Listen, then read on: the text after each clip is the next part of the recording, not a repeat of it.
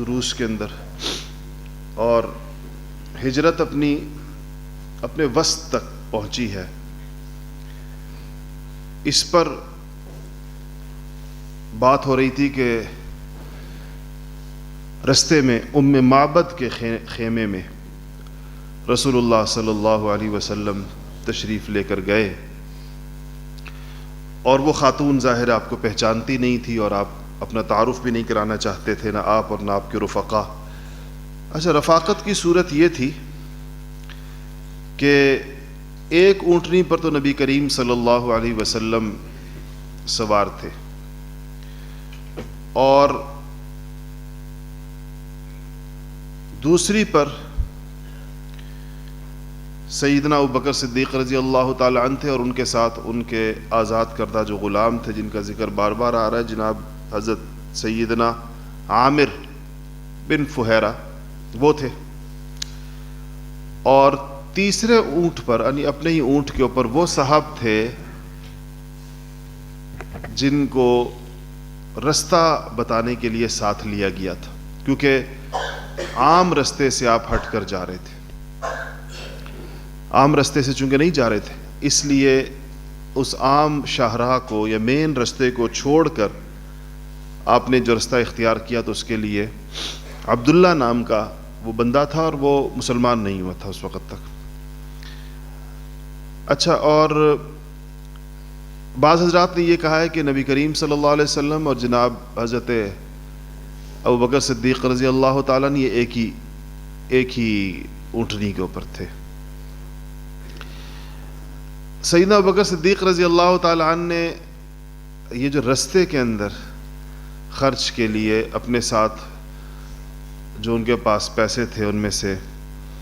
5000 درہم باقی رہ گئے تھے۔ جب سیدنا ابوبکر صدیق رضی اللہ تعالیٰ عنہ اسلام لائے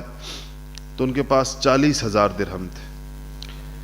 اور یہ 40,000 درہم خرچ ہوئے سارے کے سارے غریب مسلمانوں کو غلامی کی قید سے آزاد کرنے کے اندر۔ بلال رضی اللہ تعالیٰ عنہ کو خریدا، اور لوگوں کو خریدا، اور ان کو ان مصائب سے آزاد کیا جس کے اندر وہ مبتلا تھے۔ اس میں سیدنا ابوبکر صدیق رضی اللہ تعالیٰ عنہ کی دولت کا بہت بڑا حصہ لگا۔ 5000 درہم ان کے پاس باقی رہ گئے ہجرت کے وقت میں، وہ انہوں نے اپنے ساتھ لیے، اور رستے میں ان میں سے کچھ خرچ ہوئے، اور جو باقی رقم رہ گئی وہ مدینہ منورہ پہنچ کر مسجد نبوی کے لیے زمین خریدنے کے اندر خرچ ہوئی۔ ایسی بابرکت دولت تھی سیدنا ابوبکر صدیق رضی اللہ تعالیٰ عنہ کی کہ لگی تو یا رسول اللہ صلی اللہ علیہ وسلم پر لگے پیسے، یا بلال حبشی رضی اللہ تعالیٰ عنہ جیسے اور بڑے درجے کے صحابہ جن کو کہیں ان کی آزادی کے اوپر لگے، یا اس زمین کی خریداری کے اوپر لگے جس پر مسجد نبوی آج تک قائم ہے اور انشاءاللہ قیامت تک قائم رہے گی۔ اس کی پہلی زمین سیدنا ابوبکر صدیق رضی اللہ تعالیٰ نے خریدی۔ رسول اللہ صلی اللہ علیہ وسلم نے اسی لیے فرمایا کہ میں نے زندگی میں جتنے لوگوں نے میرے اوپر احسانات کیے میں نے ان کے بدلے چگا دیے، سوائے ابوبکر کے، اس کا بدلہ اللہ قیامت میں چگائے گا۔ تو چل پڑے۔ اس خاتون کا شوہر آئے اور اس نے جب ان کو بتایا تو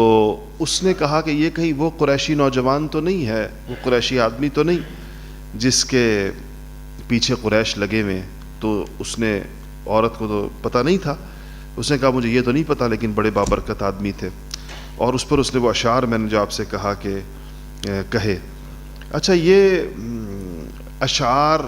حدیثی کتابوں کے اندر موجود ہیں، اور لیکن اس کے بارے میں یہ ہے کہ بعض لوگ کہتے ہیں کہ اشعار اس خاتون نے کہے، اور بعض روایات یہ ہیں کہ یہ اشعار ایک غیبی آواز نے کہے، جو اس وقت وہاں آواز آئی سب لوگوں کو، اس سے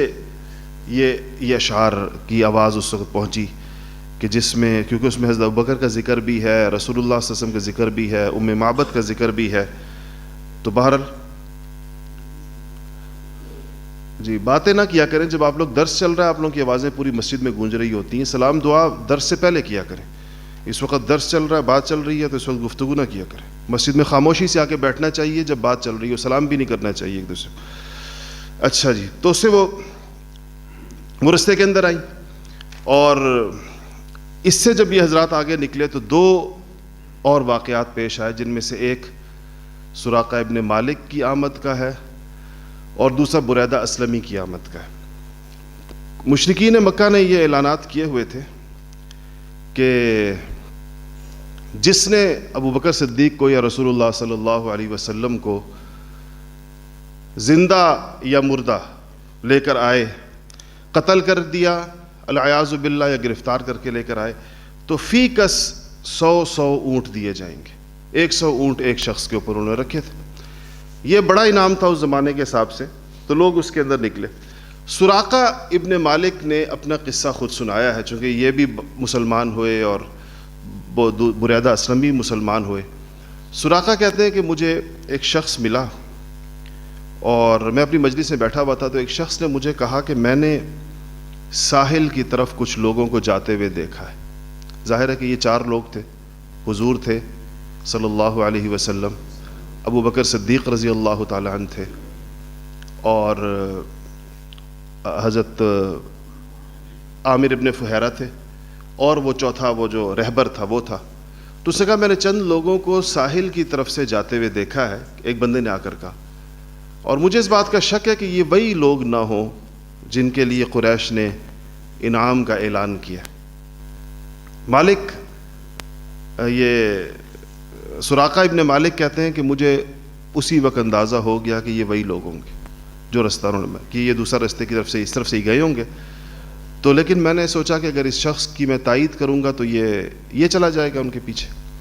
اور اس کا انعام اس کو مل جائے۔ تو میں نے کہا نہیں، یہ وہ لوگ نہیں ہو سکتے، میں نے اس کا انکار کر دیا، اور وہ بندہ چلا گیا۔ میں اس کے بعد اپنے گھوڑے پر بیٹھ کر ان کے پیچھے نکلا، اور مجھے اندازہ یہی تھا کہ یہ لوگ وہیں پر ہوں گے۔ تو کہا کہ میں ایک اور طرف سے نکلا، اپنی باندی سے میں نے کہا کہ فلانے ٹیلے کے پیچھے میرا گھوڑا پہنچا دو۔ اس نے گھوڑا پہنچایا اور میں وہاں سے اپنا نیزہ ہاتھ میں لے کر نکلا۔ تو کہا کہ جب میں یہ قریب پہنچے تو سیدنا ابوبکر صدیق رضی اللہ تعالیٰ نے دیکھ لی۔ تو ابوبکر صدیق رضی اللہ تعالیٰ نے فرمایا کہ یا رسول اللہ، یہ شخص ہماری تلاش میں آ رہا ہے، قریب آ گیا یہ شخص۔ تو آپ نے فرمایا کہ لا تحزن ان اللہ معنا، کہا کہ ابوبکر تم غمگین مت ہو، اللہ جل شانہ ہمارے ساتھ۔ اور اس وقت آپ نے سراقہ کے لیے بد دعا کی، اور بخاری شریف کی روایت یہ ہے کہ آپ نے فرمایا کہ یا اللہ اس کو پچھاڑ دے، یہ جو بندہ آ رہا ہے اس کو پچھاڑ دے۔ تو جیسے ہی آپ نے یہ الفاظ کہے، سراقہ کا گھوڑا زمین کے اندر دھنس گیا۔ جب وہ زمین میں دھنس گیا تو پتھریلی زمین میں، یہ بھی نہیں کہ ریتلی زمین ہو، ریت کے اندر تو گھوڑے کے پاؤں جاتے ہیں، پتھریلی زمین کے اندر گھوڑا زمین کے اندر چلا گیا۔ تو سراقہ نے کہا کہ یہ آپ لوگوں کی، آپ دونوں کی بد دعا کی وجہ سے ایسا ہوا ہے، آپ لوگ اپنی بد دعا واپس لے لیں، میرے لیے دعا کر دیں، میں آپ سے ایک وعدہ کرتا ہوں، اور وہ یہ کہ نہ صرف یہ کہ خود میں آپ کے قریب نہیں آؤں گا، اگر کوئی اور بھی آپ کو ڈھونڈتا ہوا آپ کی طرف آیا تو اس کو میں واپس کر دوں گا۔ تو آپ صلی اللہ علیہ وسلم نے دعا کی اس کے لیے، تو زمین نے اس کے گھوڑے کے پاؤں چھوڑ دی۔ تو جب وہ آگے آیا، کہتا ہے کہ میں اس وقت جب آپ کے بد دعا کا منظر بھی میں نے دیکھ لیا،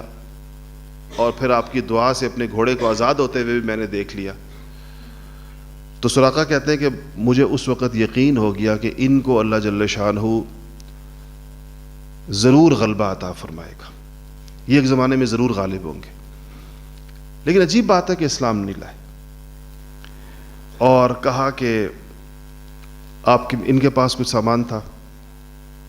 تو میں نے وہ آپ کو پیش کرنا چاہا، عقیدت کی وجہ سے آپ نے قبول نہیں فرمایا۔ اس کے بعد اس نے کہا کہ آپ جب آگے جائیں گے تو آپ ایک ایسے علاقے سے گزریں گے جہاں میرا علاقہ ہے، میری زمینیں،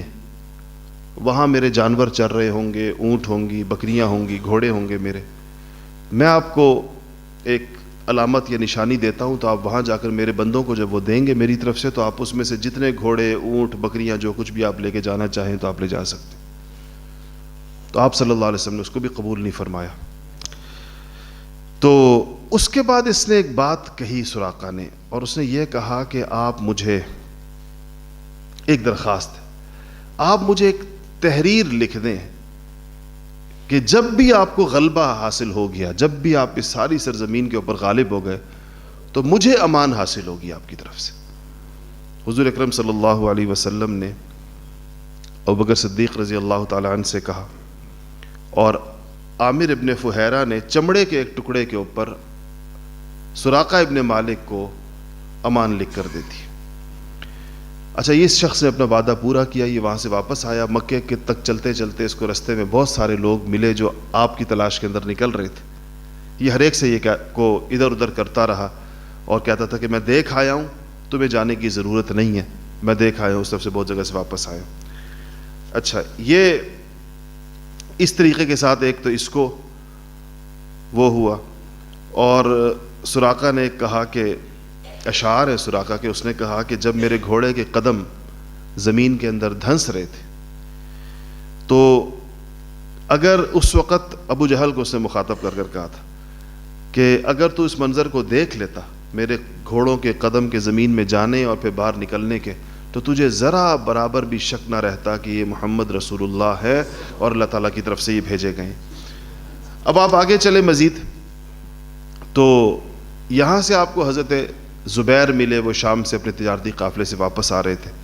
اور انہوں نے حضور اکرم صلی اللہ علیہ وسلم کو اور سیدنا ابوبکر صدیق رضی اللہ تعالیٰ عنہ کو کچھ ہدایہ پیش کیے، لباس پیش کیے۔ اس سے آگے چلے تو ایک اور شخص جن کا نام بریدہ تھا، بریدہ عربی کے اندر برد، ٹھنڈک کو کہتے ہیں، تو یہ اپنے 70 لوگوں کے ساتھ، اتنے بڑے قافلے کے ساتھ آپ صلی اللہ علیہ وسلم کی تلاش میں نکلے۔ تو جب یہ آپ کے پاس پہنچے تو انہوں نے بھی دیکھ لیا آپ کو، اور یہ پہنچے قریب اپنے سارے لوگوں کے ساتھ۔ قریب آئے تو رسول اللہ صلی اللہ علیہ وسلم نے ان سے پوچھا کہ تمہارا نام کیا ہے؟ انہوں نے کہا کہ میرا نام بریدہ ہے۔ مطلب بریدہ کا مطلب آپ اردو کے اندر یہ کہہ لیں کہ ٹھنڈک پہنچانے والا، یا جس کو ٹھنڈک پہنچی ہوئی ہو، ٹھنڈ والا آدمی۔ تو آپ نے ابوبکر صدیق رضی اللہ تعالیٰ عنہ کی طرف رخ مبارک کیا اور فرمایا کہ ابو بکر، ہمارا کام بھی ٹھنڈا ہوا، یعنی اس سے ہمیں خطرہ نہیں ہوگا۔ یہ نام کے اثرات، اس کو عربی میں نے پہلے بھی آپ کو بتایا تھا کہ اس کو تفاعل کہتے ہیں۔ تفاعل کا مطلب ہوتا ہے کسی کے نام سے اچھا گمان لینا، اچھی فال لینا، اچھا اس سے یہ خیال کرنا کہ اس کے اس نام کا یہ مطلب ہے۔ یہ آپ نے صلح حدیبیہ کے موقع پر بھی فرمایا۔ صلح حدیبیہ کے موقع کے اوپر ایک کے بعد ایک قاصد آ رہا تھا قریش مکہ کی طرف سے، اور مذاکرات کامیاب نہیں ہو رہے تھے۔ آخر کے اندر جو قاصد قریش کی طرف سے آئے ان کا نام سہیل تھا۔ سہیل سہل سے ہے، اور سہل کہتے ہیں آسان کو۔ تو آپ نے اس وقت صحابہ سے فرمایا کہ اب سہیل آ رہا ہے، اب معاملہ آسان ہوگا، اس لیے اچھے نام رکھنے چاہیے جن کے معنی اچھا ہو۔ تو آپ نے کہا کہ یہ تو پھر ہمارا کام بھی ٹھنڈا اور درست ہوا۔ ٹھنڈے سے مراد یہ کہ درست ہوا۔ پھر آپ نے پوچھا بریدہ سے کہ تمہارا قبیلہ کون سا ہے؟ تو انہوں نے کہا کہ اسلم ہے میرا قبیلہ۔ تو حضور اکرم صلی اللہ علیہ وسلم نے ابوبکر سے کہا کہ اسلم کا مطلب ہوتا ہے سلامتی والا۔ تو آپ نے کہا تو سلامتی کی بات ہو گئی۔ پھر آپ نے پوچھا کہ اس بنو اسلم قبیلے میں سے تمہاری شاخ کون سی ہے اس کے اندر سے؟ تو انہوں نے کہا کہ بنو سہم ہے میری شاخ۔ سہم کا مطلب ہوتا ہے حصہ۔ تو آپ نے حضرت ابوبکر صدیق سے کہا، جب اس نے یہ کہا تو آپ نے فرمایا کہ ابو بکر تیرا حصہ نکل آیا، یعنی اس سے، یعنی ابو بکر مخاطب ابوبکر کی طرف اس کو کہا، بریدہ سے کہا کہ تیرا حصہ نکل آیا، کیونکہ تو بنو سہم، مطلب یہ تھا کہ اسلام میں سے تیرا حصہ نکل آیا۔ اچھا، بریدہ آپ کو جانتا نہیں تھا، اس نے آپ سے پھر پوچھا اس وقت کہ آپ کون ہیں؟ آپ نے کہا کہ انا محمد الرسول اللہ، میں محمد ہوں، اللہ جل شانہ کا رسول ہوں اور اس کا بندہ ہوں، عبد اللہ، اللہ کا بندہ ہوں اور اس کا رسول ہوں۔ آپ نے اتنا کہا تو بریدہ نے کہا کہ اشہد ان لا الہ الا اللہ واشہد ان محمدًا عبدہ ورسولہ۔ وہ بھی مسلمان ہوئے، اور 70 بندے جو ان کے ساتھ آئے تھے وہ بھی مسلمان ہوئے بس آپ کو دیکھ کر۔ اور اس کے بعد جب آپ جانے لگے تو بریدہ نے کہا کہ یا رسول اللہ، آپ جب مدینہ میں داخل ہوں تو آپ کے ہاتھ کے اندر جھنڈا ہونا چاہیے، آپ کے ساتھ ایک جھنڈا ہونا چاہیے۔ تو آپ صلی اللہ علیہ وسلم نے اپنا امامہ، اپنی پگڑی جو آپ نے باندھی ہوئی تھی وہ اتاری، اور نیزے کے اوپر، عورتوں کے ڈنڈا نہیں تھا تو نیزے کے اوپر اپنی پگڑی مبارک کو آپ نے باندھا اور وہ جھنڈا بریدہ کو عطا فرمایا اور کہا کہ یہ تم پکڑو جھنڈا۔ آپ مدینہ میں جب داخل ہوئے تو آپ کا جھنڈا بریدہ نے اٹھایا ہوا تھا جو آپ کو قتل کرنے کے ارادے سے آیا تھا۔ قسمت دیکھیں اس چیز کا نام، یعنی جو نکلا اپنے گھر سے اپنے سواروں کے ساتھ رسول اللہ صلی اللہ علیہ وسلم کو شہید کرنے کے ارادے سے تھا، وہ آپ کا سپاہی اور آپ کا جانثار بن کر آپ کا جھنڈا اٹھائے ہوئے مدینہ منورہ کے اندر داخل ہوا۔ اچھا جی، یہ تو رستے کی چیزیں تھیں۔ مدینہ منورہ جب آپ کے پہنچنے کے جو مناظر سیرت کی کتابوں میں لکھے ہیں کہ انصار مدینہ کو آپ صلی اللہ علیہ وسلم کے مکہ سے نکلنے کی اطلاع مل گئی تھی کہ اصل میں آپ نے ہجرت کا ارادہ تو محرم سے ہی کر لیا تھا۔ دیکھیں یہ بات آپ کے ذہن میں رہے کہ ذوالحجہ میں حج ہوتا ہے، ظاہر بات ہے، ذوالحجہ میں انصار کا وہ جو دوسری بیعت ہوئی تھی، بیعت عقبہ جس کا ہم نے پڑھ لیا ذکر، جس میں 72-74 لوگ آئے تھے، یہ ذوالحجہ میں آئے تھے، حج کے لیے آئے تھے، اور اسی موقع پر آپ کی ہجرت کی بات چیت انصار کے ساتھ طے ہو گئی تھی اور وہ ذوالحجہ کے اندر واپس بھی چلے گئے۔ محرم میں آپ نے ارادہ کر لیا، ہجرت کا اللہ تعالیٰ کے حکم کا انتظار تھا، اور پھر محرم کا مہینہ گزرا، صفر کا مہینہ گزرا، ربیع الاول کے اندر آپ نے ہجرت فرمائی ہے۔ اس کی تفصیلات آ جائیں گی ابھی آگے، کن تاریخوں میں اور کتنے دن لگے آپ کو۔ تو ان کو پہلے سے تو اندازہ پہلے سے تھا کیونکہ وہ دعوت دے کر گئے تھے انصار مدینہ، اور پھر یہ ہوا کہ ان کو اطلاع بھی پہنچ گئی کہ آپ صلی اللہ علیہ وسلم جو ہے مکہ مکرمہ سے نکل گئے۔ تو وہ مدینہ سے باہر آ کر ایک جگہ ہے، وہاں پر آ کر روزانہ یہ لوگ، ایک مقام ہے، ادھر آ کر یہ کھڑے ہو جاتے تھے، اور ظاہر بات ہے کوئی اور ذریعہ تو تھا نہیں آپ کے پہنچنے کا، آپ کی اطلاع پہنچنے کا، تو دن بھر انتظار کرتے تھے، اور جب شام ہو جاتی تھی، سورج ڈھل جاتا تھا تو واپس اپنے گھروں کو چلے جاتے تھے، اگلے دن پھر آ جایا کرتے تھے۔ اسی طرح ایک دن یہ لوگ کھڑے ہوئے تھے کہ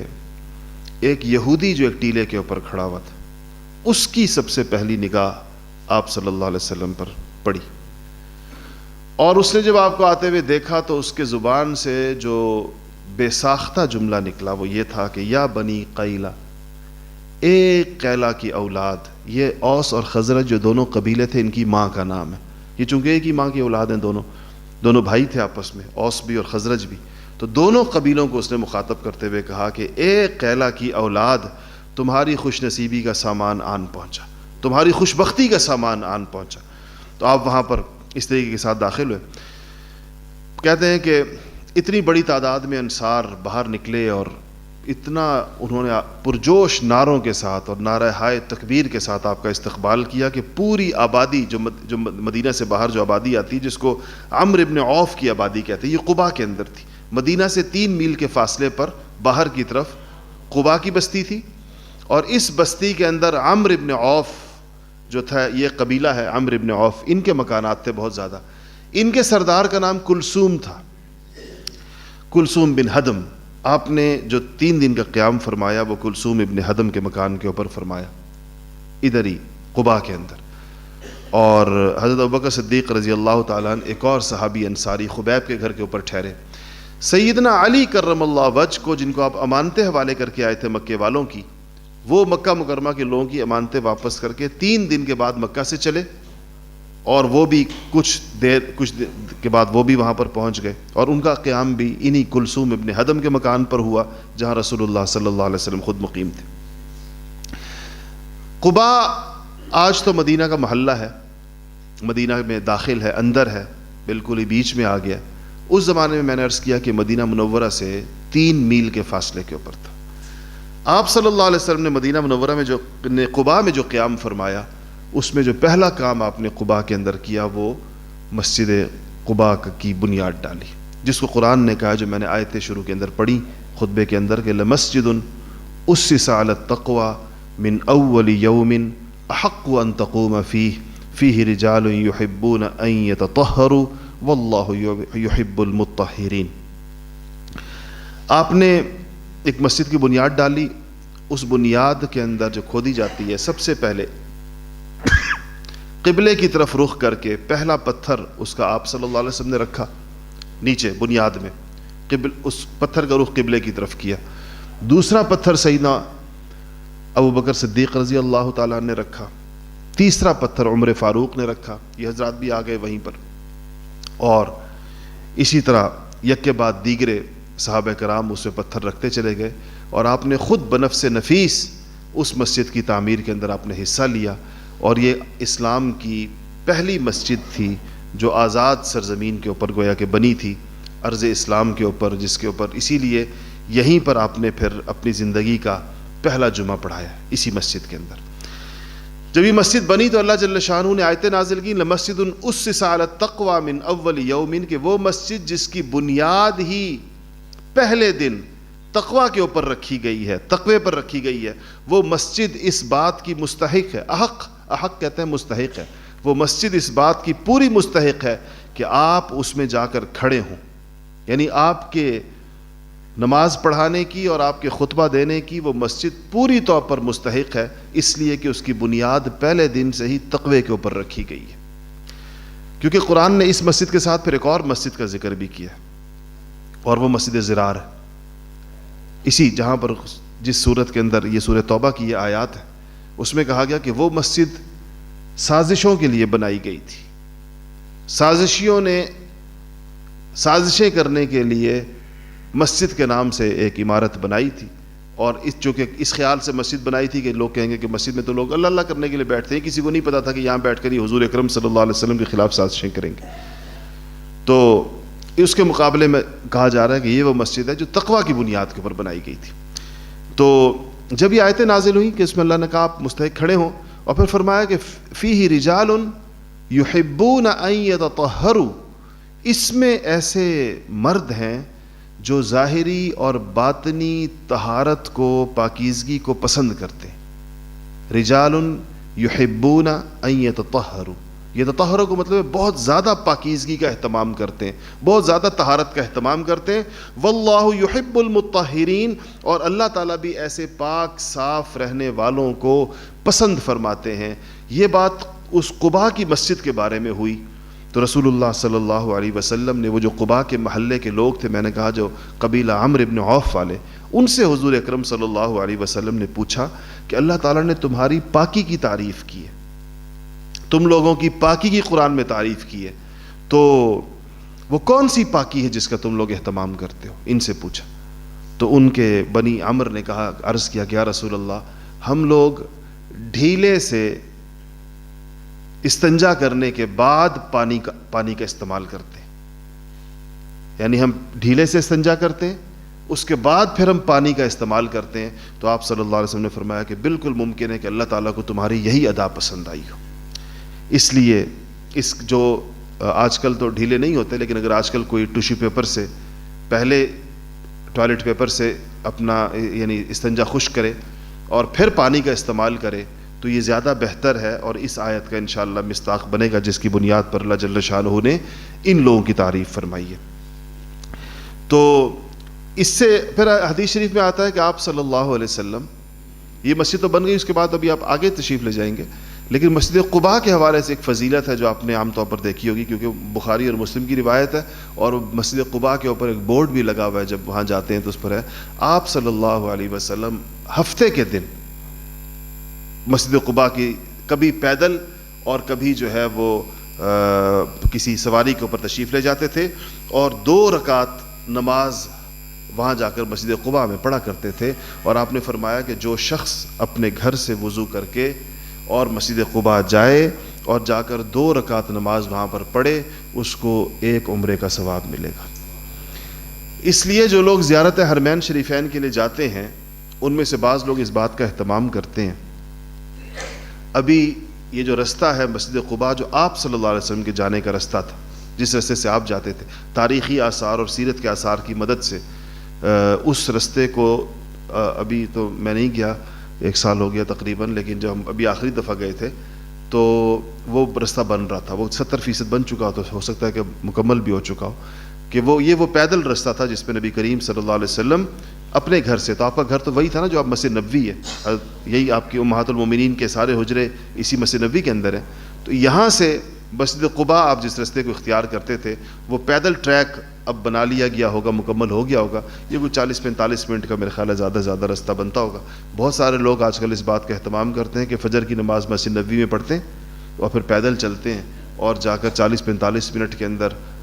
پہنچ جاتے ہیں مسجد قباء اور اشراق کی نماز وہاں پر پڑھتے ہیں اور واپس آتے ہیں، اور یہ ایک عمرے کا ثواب ہے جو مدینہ منورہ میں رہتے ہوئے انسان کو مل سکتا ہے۔ تو یہ اچھا، آپ کی جو ہجرت ہے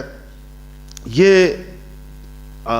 مورخین سیرت نگاروں کی تاریخیں الگ الگ ہیں۔ مشہور سیرت نگار ہے محمد ابن اسحاق کہلاتے ہیں۔ ان کی جو روایت ہے وہ یہ کہتے ہیں کہ آپ صلی اللہ علیہ وسلم جب قباء میں تشریف لائے، قباء میں جو رونق افروز ہوئے آپ آ کر، تو کہتے ہیں کہ یہ پیر کا دن تھا اور 12 ربیع الاول تھی، نبوت کا 13واں سال تھا، نبوت کا 13واں سال اور 12 ربیع الاول اور پیر کا دن تھا۔ اور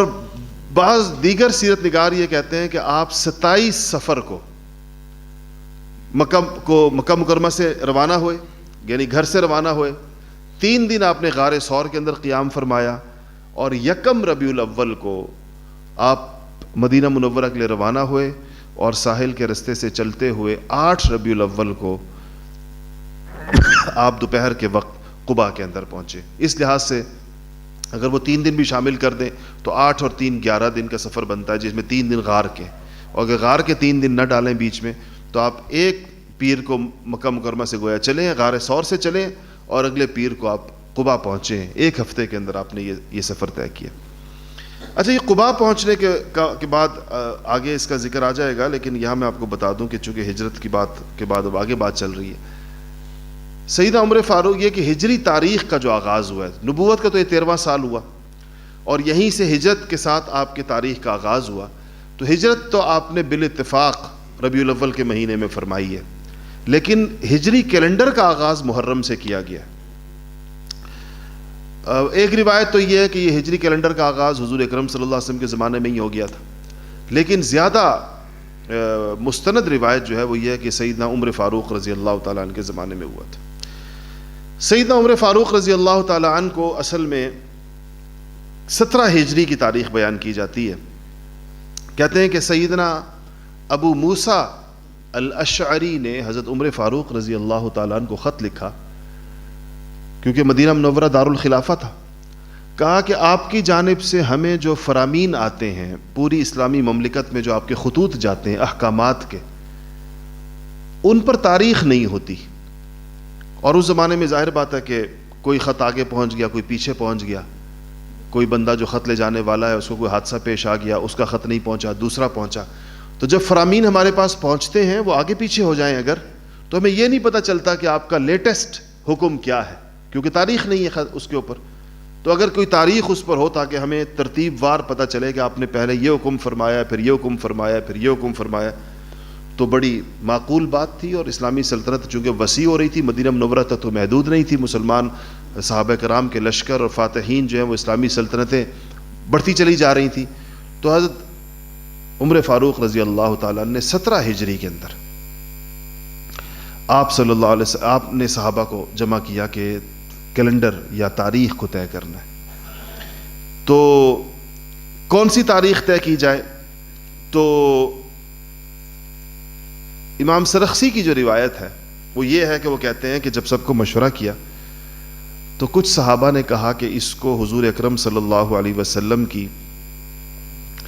ولادت باسعادت اس سے کیلنڈر کا آغاز کیا جائے۔ تو عمر فاروق رضی اللہ تعالی نے فرمایا کہ یہ نصارہ کے ساتھ تشبہ ہے، عیسائیوں کے ساتھ تشبہ ہے، یہ ولادت کا دن منانا یہ عیسائیوں کا طریقہ ہے، اس لیے اس سے کیلنڈر کا آغاز نہیں ہو۔ بعض لوگوں نے کہا، بعض صحابہ نے مشورہ دیا کہ جس دن آپ صلی اللہ علیہ وسلم کی وفات ہوئی ہے، دنیا سے تشریف لے گئے، اس دن سے کیلنڈر کا آغاز کر لیا جائے۔ تو عمر فاروق رضی اللہ تعالیٰ عنہ نے فرمایا کہ آپ کی وفات تو ایک حادثہ کبریٰ تھی، ایک مصیبت عظمیٰ تھی ہمارے لیے، تو آغاز اتنی حادثے سے اور آغاز کسی مصیبت سے، جو ہم مصیبت کا عربی میں مصیبت کا مطلب ہوتا ہے بہت بڑا صدمہ جس سے پہنچا، بہت بڑی تکلیف جس سے پہنچی ہو، تو کہتے ہیں اس سے کیلنڈر کا آغاز عمر فاروق رضی اللہ تعالیٰ نے اس کو ہی پسند نہیں فرمایا. پھر اس پر اتفاق ہوا بڑے مشورے کے بعد کہ چونکہ ہجرت وہ دن ہے جس کے اندر حق و باطل کو اللہ جل شانہ نے الگ کیا، اور ہجرت ہی کے بعد جو اسلام کے شعائر ہیں یعنی جمعہ اور عیدین قائم ہوا ہے، جو شعائر اسلام میں بہت بڑی چیز ہے. جمعہ اور عیدین کے اجتماعات مسلمانوں کے شعار میں سے ہے، اور پہلا جمعہ چونکہ ہجرت کے بعد نبی کریم صلی اللہ علیہ وسلم نے اپنی زندگی کا پہلا جمعہ پڑھایا، اس لیے اس پر پھر اتفاق ہوا کہ ہجرت کیلنڈر جو ہوگا اس کا آغاز ہجرت سے ہوگا. اور ہجرت اگرچہ ربیع الاول میں ہوئی ہے، مگر چونکہ محرم کے اندر رسول اللہ صلی اللہ علیہ وسلم نے ہجرت کی نیت فرما لی تھی، اس لیے محرم سے اسلامی کیلنڈر کا آغاز کیا گیا، ہجری کیلنڈر کا آغاز. تو قباء میں آپ نے جو چند روز قیام فرمایا، اور آپ جب نکلے قباء سے کچھ دن کے بعد تو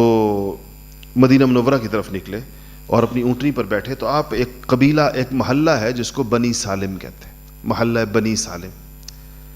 تو اس محلہ بنی سالم میں جب آپ پہنچے تو وہاں جمعے کا وقت آ گیا. یہ پہلا جمعہ تھا. قباء میں تو نماز پڑھی، نمازوں کا آغاز ہو گیا قباء کی مسجد میں. پہلا جمعہ قباء میں نہیں ہوا،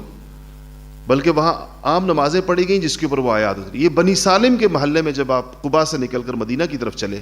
تو یہاں پر آپ کا جمعہ آیا، اور یہ جمعے کی پہلی نماز تھی جو رسول اللہ صلی اللہ علیہ وسلم نے پڑھائی. اس نماز میں جو آپ نے جو خطبہ ارشاد فرمایا،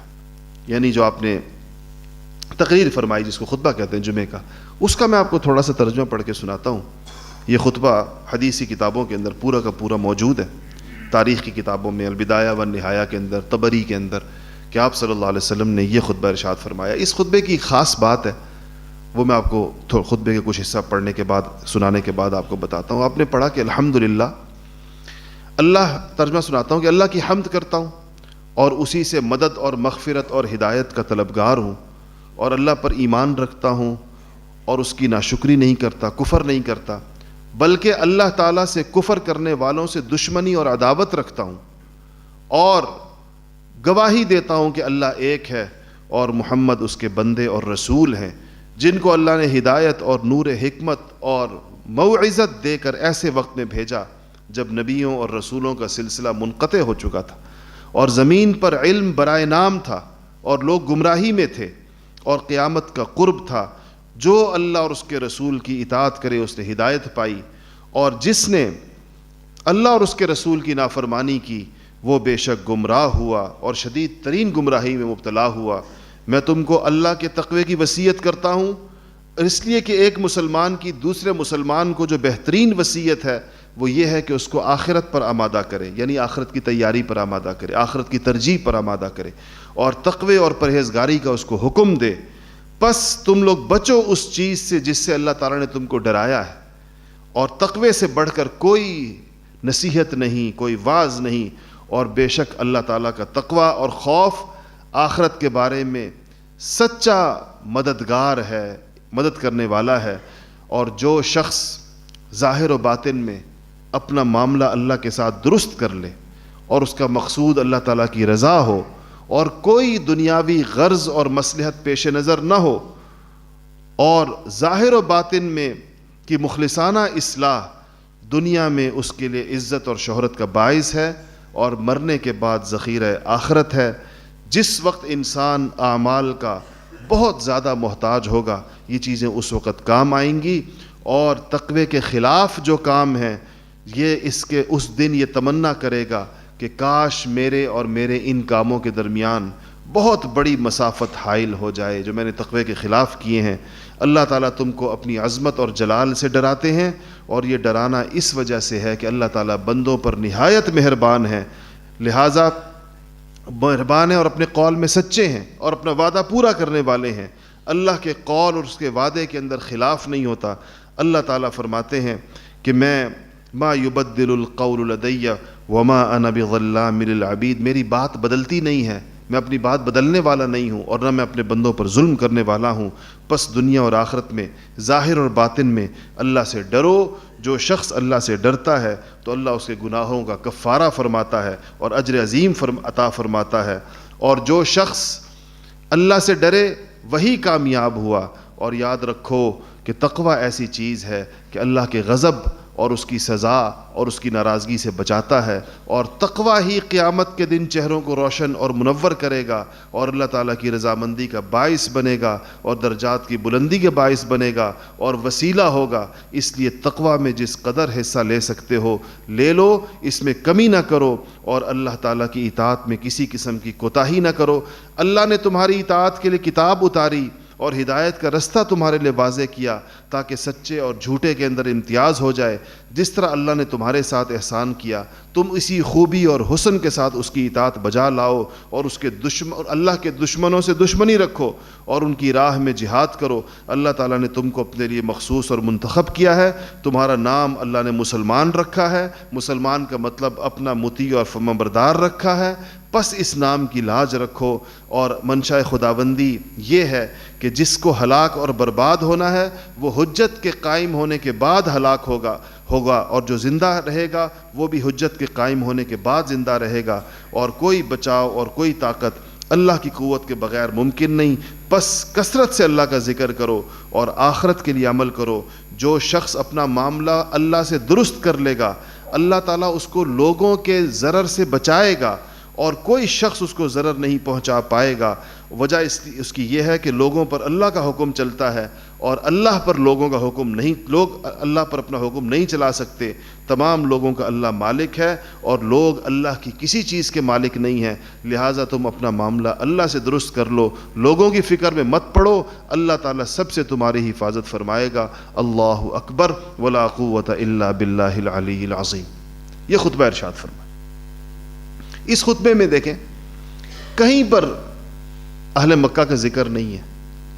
کہیں پر اس تقریر میں اس بات کا ذکر نہیں ہے کہ مکے والوں نے بڑی تکلیفیں پہنچائیں، ہمیں اپنا گھر چھوڑنے پر مجبور کیا، ہم یہاں آ گئے، سارا ذکر جس چیز کا میں نے پورا خطبہ اس لیے آپ کے سامنے پڑھ دیا تاکہ پتہ چلے اس کا موضوع کیا تھا، عنوان کیا تھا، اور اس میں ذکر ہے تو اللہ کے ساتھ اپنا معاملہ درست کرنے کا، تقوی کے فوائد کا اور تقوی نہ ہونے کے نقصانات کا، یہ آپ کے خطبے کا اور آخرت کی تیاری کرنے کا، یہ اس کا لب لباب تھا۔ اس سے پتہ چلتا ہے کہ انبیاء علیہ الصلوۃ والسلام اپنے مشن میں، اپنی بات میں اس قدر یکسو ہوتے ہیں کہ جب وہ لوگوں کو دعوت دے رہے ہوتے ہیں تو اس کے اندر وہ چھوٹی اور عام باتیں نہیں کر رہے ہوتے، روزمرہ کے حالات حاضرہ نہیں سنا رہے ہوتے، وہ لوگوں کو وہ بڑی بڑی اور اہم ترین باتیں بتاتے ہیں جس کے اوپر سارا کا سارا مدار ہے۔ اس پورے خطبے کو سن کر یہ نہیں اندازہ ہوتا کہ کسی ایسی عظیم الشان شخصیت کا پہلا خطبہ ہے جو کسی ایک جگہ سے ہجرت فرما کر دوسری جگہ پہنچے ہیں اور آج وہ پہلی دفعہ وہاں پر اپنے لوگوں سے بھی اور وہاں کے مقامی لوگوں سے بھی، یعنی اس خطبے کے میں ظاہر ہے سامنے انصار بھی بیٹھے ہوئے تھے اور مہاجری بیٹھے ہوئے تھے۔ جمعے سے آپ فارغ ہوئے، پہلا جمعہ جو قائم ہو گیا مدینہ منورہ میں، میں نے آپ کو بتایا کہ یہ جو ہے قباء سے باہر نکل کر اور بنو سالم کے محلے کے اندر، ادھر سے جب فارغ ہو کر باہر نکلے تو اب آپ نے اونٹنی کے اوپر اپنے ساتھ سیدنا ابوبکر صدیق رضی اللہ تعالیٰ عنہ کو پھر اپنے ساتھ بٹھایا، اور اب منظر یہ ہے کہ صحابہ سارے آپ کے ساتھ ہیں جو مدینہ پہلے سے پہنچے ہوئے تھے۔ انصار کے دونوں قبائل، اوس بھی اور خزرج بھی، اپنے پورے ہتھیار اٹھائے ہوئے پورے طور پر آپ کی اونٹنی کے دائیں بائیں ایک ان جانثاروں کا ایک لشکر جرار ہے جو آپ کے ساتھ چل رہا ہے، اور اب سب لوگوں کی تمنا یہ ہے کہ حضور اکرم صلی اللہ علیہ وسلم ان کے گھر کو میزبانی کا شرف بخشیں، ان کے مہمان بنیں اور ان کے گھر کے اندر آپ قیام فرمائیں۔ تو ہر ایک یہ کہہ رہا ہے، جس کا گھر اب جب مدینہ شروع ہو گیا تو لوگوں کے گھر آ رہے ہیں رستے کے دائیں بائیں، تو جس کا گھر آ رہا ہے وہ سامنے کھڑا ہو جاتا ہے کہ یا رسول اللہ میرا گھر حاضر، میری جان، میرا مال، میری اولاد، میری ہر چیز آپ کی خدمت کے لیے حاضر۔ تو آپ صلی اللہ علیہ وسلم نے اس وقت ایک ایسا کام فرمایا جو کہ سب کی دلداری اس کے اندر ہو گئی۔ اب اگر آپ کی سیرت نگاروں نے لکھا ہے کہ آپ کی خواہش یہ تھی کہ آپ بنو نجار کے قبیلے کے جو گھر شروع ہوں گے وہاں جائیں، کیونکہ وہ آپ کے دادا کا ننیال تھا، عبد المطلب کا ننیال تھا، تو آپ کی خواہش یہ تھی، رشتہ داری کے بھی حقوق ہوتے، ان کے ساتھ براہ راست رشتہ داری ہے کہ میں وہاں جا کے ٹھہروں، لیکن آپ نے خود اس کا اظہار نہیں فرمایا۔ آپ نے کہا کہ یہ میری اونٹنی ہے، دعوہا، چھوڑ دو اس کو، فإنہا مأمورہ، اس کو اللہ کی طرف سے حکم ہو گیا، جہاں اللہ تعالیٰ چاہتے ہیں یہ وہیں پر جا کر ٹھہرے گی اور جہاں پر جا کر یہ بیٹھے گی اس گھر کے اندر میں قیام کروں گا۔ انہوں نے چھوڑ دیا اور چھوٹی چھوٹی بچیاں گھروں کی چھتوں کے اوپر اور رستوں کے دائیں طرف کھڑی ہوئی تھیں، اور وہ مشہور جو طلع البدر علینا من ثنیات الوداع، طلع البدر علینا کا مطلب ہے کہ آج ہمارے اوپر 14ویں کا چاند طلوع ہوا ہے، اور وہ من ثنیات الوداع، اور ثنیات الوداع ایک جہاں مدینہ میں آنے کا جو رستہ ہوتا ہے جس طرف سے آ رہے تھے، اس وداع کہتے ہیں جہاں سی آف کرنے کو. ثنیات الوداع کا مطلب ہے وہ جگہ جہاں سے جانے والوں کو سی آف کیا جاتا ہے، کسی جگہ پر الوداع کیا جاتا ہے. تو ظاہر ہے جہاں سے الوداع کیا جاتا ہے وہیں سے خیر مقدم بھی وہیں سے ہوتا ہے، لوگ آتے بھی وہیں پر ہیں. تو کہا کہ اس طرف سے ہمارے اوپر چاند طلوع ہوا ہے. وجب الشکر علینا، ہم پر اللہ کا شکر واجب ہے. ما دعا للہ داعی، جب تک اللہ کو پکارنے والا کوئی باقی ہے ہمارے اندر، اس وقت تک ہم پر واجب ہے، ہم انصار کے اوپر کہ ہم اللہ تعالیٰ کا شکر ادا کریں کہ ہمیں اللہ تعالیٰ نے اپنی ایھا المبعوث فینا، اے وہ مبارک ذات جو ہمارے پیغمبر بنا کر بھیجے گئے ہیں. جئت بالامر المطاع، آپ جو لے کر آئے ہیں وہ چیز لے کر آئے ہیں جس کی اطاعت کی جائے گی، جس کو مانا جائے گا، جس کی اطاعت کرنا واجب ہے آپ کی باتوں کو. اور پھر کہا کہ نحن جوار من بنی نجار، ہم بنی نجار کی لڑکیاں ہیں. وہ بچیاں اپنا تعارف کرا رہی ہیں کہ ہم بنی نجار کی بچیاں ہیں. یا حبذا محمد من جار، کیسی خوش قسمت ہیں ہم، کیا ہی اچھے پڑوسی ہیں کہ محمد رسول اللہ صلی اللہ علیہ وسلم ہمارے پڑوسی ہوں. تو یہ پڑھتے ہوئے اور پھر جاء نبی اللہ، جاء رسول اللہ، اللہ کے نبی آئے، اللہ کے رسول آئے. براء ابن عازب کی روایت ہے کہ میں نے مدینہ میں ساری زندگی لوگوں کو اس سے زیادہ خوش ہوتے ہوئے کسی دن نہیں دیکھا جس دن رسول اللہ صلی اللہ علیہ وسلم مدینہ منورہ تشریف لائے. اہل مدینہ کی خوشی اور مسرت کا اس سے بڑا کوئی دن نہیں تھا. اور کہا کہ میں نے کسی اہل مدینہ کے اوپر اس سے زیادہ غم نہیں دیکھا جب مدینہ کے پتھروں پر بھی اور پہاڑوں پر بھی اور اس کی فضا پر بھی جس دن رسول اللہ صلی اللہ علیہ وسلم دنیا سے رخصت ہو گئے. تو آپ جب آئے اور وہاں حبشیوں نے اس خوشی کے اندر اپنے نیزوں کے کرتب بھی دکھائے آپ کی تشریف آوری کی خوشی کے اندر. اور حضرت انس ابن مالک فرماتے ہیں کہ ذرہ ذرہ مدینہ کا چاند اور سورج کی طرح روشن تھا آپ کی تشریف آوری کی وجہ سے. تو آپ نے کہا کہ اونٹنی چھوڑ دو، دعوہا فإنہا مأمورہ، یہ تو اللہ کی طرف سے مامور ہے. تو یہ گئی اور جا کر وہی بنو نجار کے محلے کے اندر جو آپ کے دادا کا ننیال تھا، وہاں جا کر یہ اونٹنی جا کر اس جگہ بیٹھی جس جگہ اس وقت مسجد نبوی کا دروازہ ہے. وہاں بیٹھی اور مگر آپ اس سے اترے نہیں. اس کے بعد وہ پھر کھڑی ہوئی اونٹنی اور جا کر حضرت ابو ایوب انصاری رضی اللہ تعالیٰ عنہ کے دروازے پر بیٹھی. اس پر آپ اس سے اور پھر اٹھی اور دوبارہ پہلی جگہ پر آئی. تیسری دفعہ آپ اس پہ اترے اور حضرت ابو ایوب انصاری رضی اللہ تعالیٰ عنہ کے گھر طے ہو گیا کہ آپ یہاں پر اتریں گے. آپ کا سامان جو تھا وہ انہوں نے لے کر آپ سے کہا کہ یا رسول اللہ آپ اوپر قیام فرمائیں. اور میں ان کے گھر کی 2 منزلیں تھیں، تو کہا کہ آپ اوپر قیام فرمائیں، آرام رہے گا، میں نیچے. آپ نے فرمایا کہ مجھے ملنے والے لوگ آتے جاتے تو تمہارے اوپر سے گزر کر آئیں گے، اس لیے میں نیچے رہ جاتا ہوں، تم اوپر، تاکہ تمہیں آسانی رہے. اچھا، یہ جو آخری بات کر کے وقت پورا ہو گیا، یہ جس جگہ پر آپ آ کر ٹھہرے، یہ حضرت ابو ایوب کا جو گھر ہے، اس کے بارے میں ایک روایت ہے جو سیرت کی پرانی ساری کتابوں کے اندر، زرقانی کے اندر، وفاء الوفا کے اندر ان کتابیں موجود ہے. کہتے ہیں کہ یہ یمن کا ایک بادشاہ تھا جس کا نام تبع تھا. قرآن میں بھی تبع کا ذکر ہے. یمن کے بادشاہ کا ایک لقب تبع ہوا کرتا تھا. اور یہ بادشاہ جو تھا، یہ ایک دفعہ آپ کی تشریف آوری سے بہت پہلے، سینکڑوں سال پہلے، یہ ادھر سے گزرا یثرب سے. اس کے ساتھ 400 علماء تھے اس کے قافلے کے اندر، تورات کے ماہرین تھے وہ سارے علماء. تو انہوں نے، ان 400 علماء نے جو اس کے ساتھ تھے تبع کے، انہوں نے جب یہ یثرب سے گزرا بادشاہ، تو اس سے کہا کہ ہمیں یہیں چھوڑ دیں، اسی سرزمین پر رہنے کی اجازت دے دیں. ظاہر ہے اس کے ساتھ اپنے لشکری اور بھی تھے، تو علماء تھے ساتھ. تو اس نے کہا کیا وجہ ہے، تم لوگ یہاں کیوں رہنا چاہتے ہو، اس سرزمین میں کیوں رہنا چاہتے ہو؟